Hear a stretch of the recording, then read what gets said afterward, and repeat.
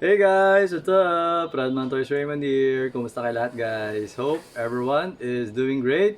So for this video guys, mag-unboxing and testing lang tayo ng KJ Works M9 Airsoft Gas Blowback Pistol at saka ng isang WE M1911 Tactical. Okay? So ayan guys. So ito, alisin ko na muna yung box ni M9. So what's in the box? Meron siyang catalog. Okay, this is actually a catalog ng mga products ni KJ Works. And meron ditong manual. Okay? So, ito yung laman ng box. So, this is the unit with the mag. Tapos meron siyang old-fashioned loader. Tapos may konting bala. Okay? So, yung unit. Okay? So ngayon, remove muna natin yung magazine at baka makakalabit natin. Okay? So ito ang unit. Okay? So this is based on the Beretta M9 na pistol. So real firearm. Okay? So yan. So this is a full metal airsoft gas blowback pistol. So pag sinabi full metal, this is metal, no upper part. Tapos pati to metal siya. Yan. So this is not made of steel. This is made of zinc alloy. Parang mga die-cast na kotse. Die-cast cars, ganyan. So parang molded siya. Molde. Ganun. So may molde siya. Tapos parang ano may molten zinc alloy. Tapos nung lumamig, naging ganito, matigas. Okay? Yan, ganyan siya. So ito lang yung plastic dito. Kasi sa tunay, ganun din. Plastic din yung side caps. Okay? Yan. So, short review. Check natin yung safety. Malambot ang safety nito compared kay WE. Okay? Check ko lang. Kasi yung kay WE, matigas kasi sobra yung spring na nakakabit dito sa may banda. Ito wala eh. So hindi ko lang alam kung saan nakalagay yung spring na to. Hindi ko siya na nakikita eh. Pero yung kay WE, napakatigas talaga kasi dalawang kamay na hirap ka pa eh. Pero wala naman talagang sense yung mga ganitong safety. Kasi nga, number one safety is the trigger finger. So as long as hindi mo naman ipapasok yan, kahit nakakasayan, hindi naman puputok yung baril. Nagas mo? So, hanggat hindi nagagalaw to, hindi yan puputok. Nagas nyo guys? So, always remember to keep your trigger finger out unless or until the time na ipuputok mo na siya. Tsaka mo na siya papasok. Okay? And always remember to make sure that the muzzle is pointed at a safe direction. So, kung may tao dito sa tabi mo, huwag mo igaganon yung baril. Minsan kasi iba tumitingin ng baril, nakaganon, nakatutok. Hanggat maaari, huwag yung ganun. So, kung gusto mo tingnan na naka-sights, may tao dito, ikaw yung umusog ng pag ganun. Sumide ka dito. So, mapupunta siya dun. Nag-gets nyo? Ganun siya. Okay. So, ayan siya guys. So, same naman. Right? So, this is a high-capacity pistol, no? So, ito yung magazine. Okay. So, sa tunay na baril yata ito, parang may 15 rounds, 17 rounds, 19 rounds, parang ganun yata. Hindi rin ganun. Masyadong kabisado. Okay. So, ayan. So, ngayon, lagyan na muna natin ng bala para matesting natin ang FPS. Lagyan natin ng ilan ba? So, lagyan natin ng 1, 2, 3, 4, 5, 6, 7. Lagyan ko na 7. Okay? Tapos, ang gas. Okay, so maglagay ng gas guys. Ganyan. So, nakabaliktad. Tapos, ito yung magazine. Kasi, yung gas, pinapasok natin dito sa loob. Yung liquid form ang pinapasok, hindi yung hangin. Okay? So, ayan. Hanapin nyo yung butas. Tapat. To, hanapin nyo. Ayan. Hindi nyo nakikita. Then, lagay nyo muna. Dikit nyo muna. Tapos, saka nyo biglang i-press. Tapos, biglang tsyuk. Okay? Kasi yung iba, baliktad. Tapos, may sasabihin sa akin, sir, bakit 4-5 putok lang? Wala nang laman. Tapos, tatanungin ko, baka baligtad yung pagkarga mo. Sabi ko gano'n. Tapos sabi sa akin ng customer, hindi sir, tama. Sige nga, gawa mo nga ako ng video. Yung paglabas ng video, kitang-kita pag gano'n siya magkarga. Oh, di ba? Hindi may ebidensya. Wala siyang lusot. Booking. Okay. So yan na. Ngayon, itong pistol na to, this is actually a double action pistol. No? Sa ang mga Beretta, parang Shadow 2 siya. Or parang CZ75 SP01, parang ganon.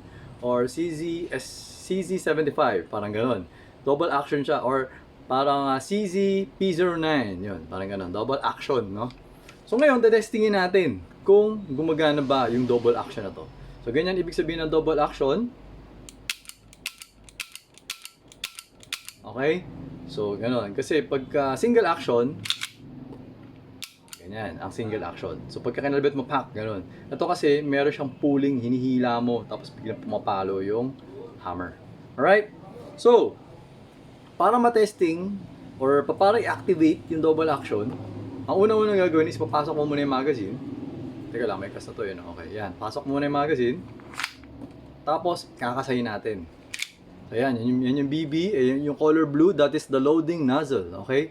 So, pag binitawan ko to, itutulak ng loading nozzle yung BB doon sa chamber na nasa harap. Okay? Yan. So, ngayon yung BB, nandun na. Aalisin yung mag. Okay? Tapos, ibababa natin tong hammer. So, hawakan muna natin or i-pull down. Tapos, i-pull the trigger. Tapos, bitawan mo dahan-dahan yung BB. Ganito yung ginagawa sa tunay na baril. Okay, pag sa tunay na baril, ganito yung sistema niya. Okay? Pero sa tunay na baril, hindi niya yata kailangan tanggalin yung magazine. Okay? So, sa airsoft lang. Kasi nga, pag hindi mo tinanggal yung magazine, papaluin kasi ito ng valve knocker eh. Kaya kailangan alisin yung... Teka lang.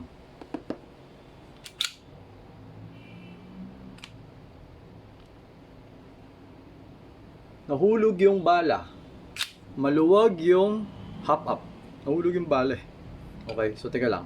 Ulitin natin ulit. Lalagay ko lang yung bala. Nahulog yung bala eh.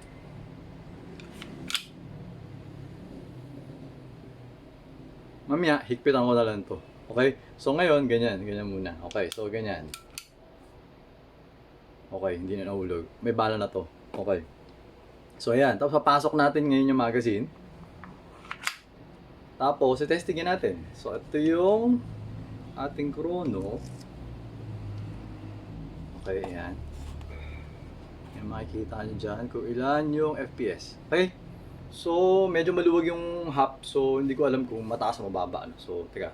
So, ngayon, double action. Pupull natin yung trigger. Tingnan natin kung puputok. Oh! Gumagana yung double action. Okay? So, for the first shot, it's 356.5.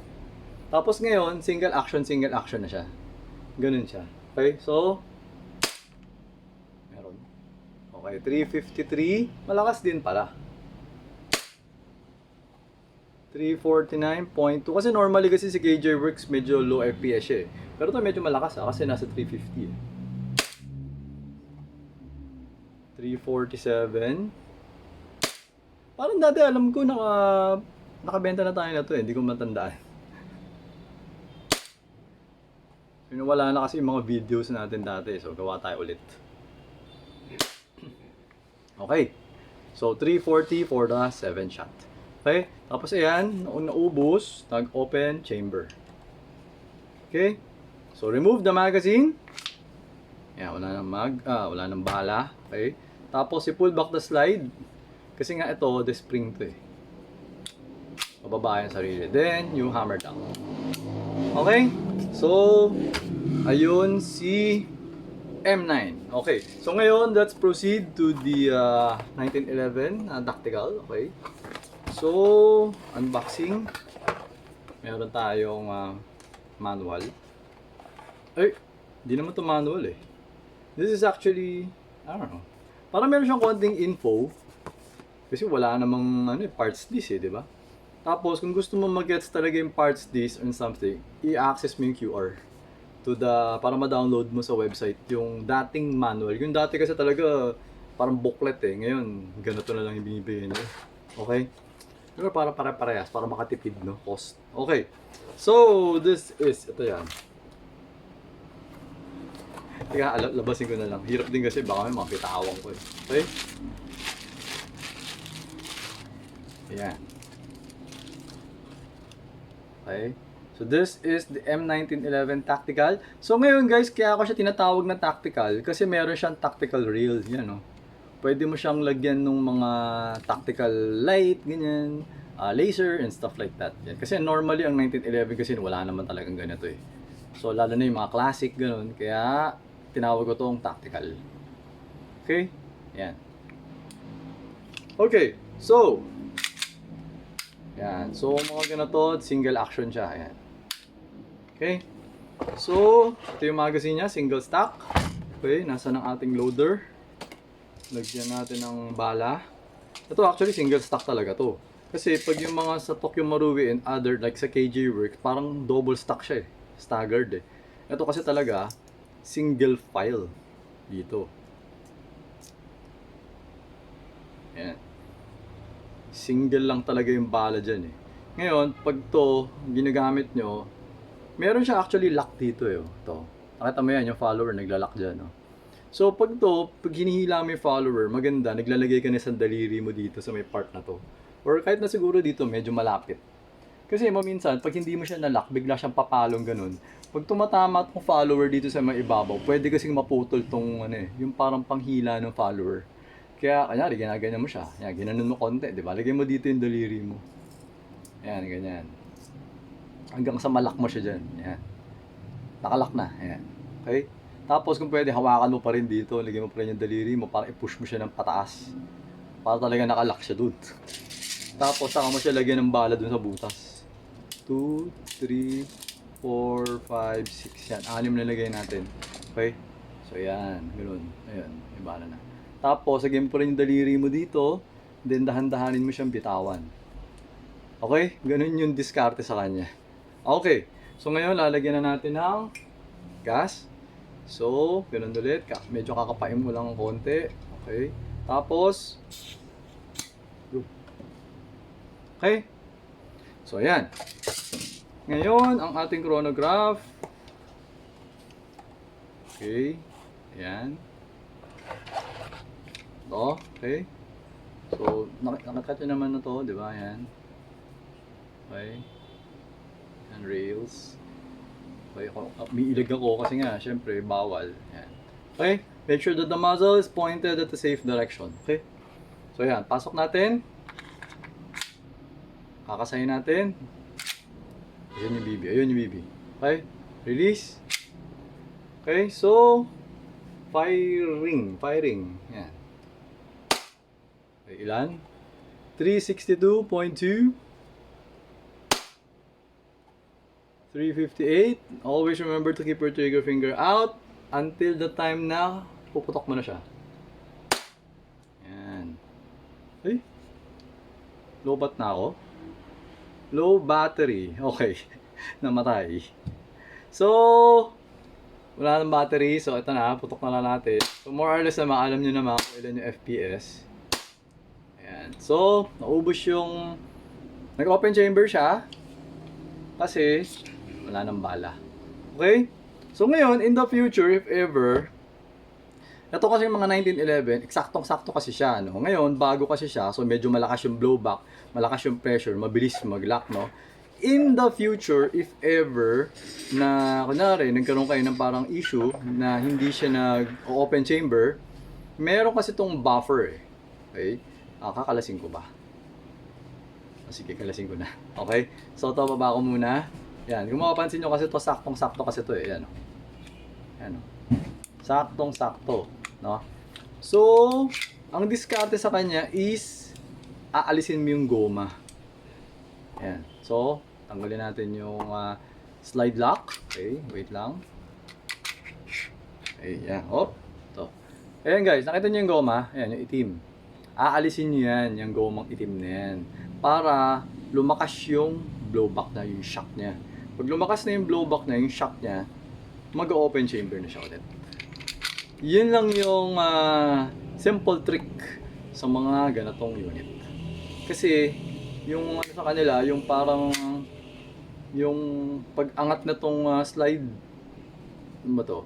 Slide catch, no? Slide lock, slide catch, pag-angat niyan, is nakasalalay sa blowback eh. Kasi meron siyang parang lock na nagtutulak, para iniipit siya, parang pinipigilan siya huwag umangat. Magkaiba siya compared dun sa mga Glock 17s. Kasi yung Glock 17, walang pumipigil, parang may spring lang. Parang katulad siya dun sa mga M9, na may spring na parang nakaganon, para dun sa ano, dun sa slide catch. So parang pag walang tension, automatic bababa, parang ganon. Ito, kailangan talaga, ito kasi talaga may nakapigil na gano'n, wala siyang spring eh. So, gano'n siya. Okay, gano'n yung design. So, yun yung design nila. Hammer down. Okay? So, ayun guys, I hope may natutunan kayo sa ating vlog for today. So, until next video na lang guys. If ever na meron kayong order, i-Viber nyo na lang ako. Ito yung number ko. Or mag-PM kayo sa FB page natin, Redman Toys Airsoft. Okay? So ayun guys, until next video, always remember to stay safe, stay great, be good, and be thankful always. God bless everyone. Bye-bye.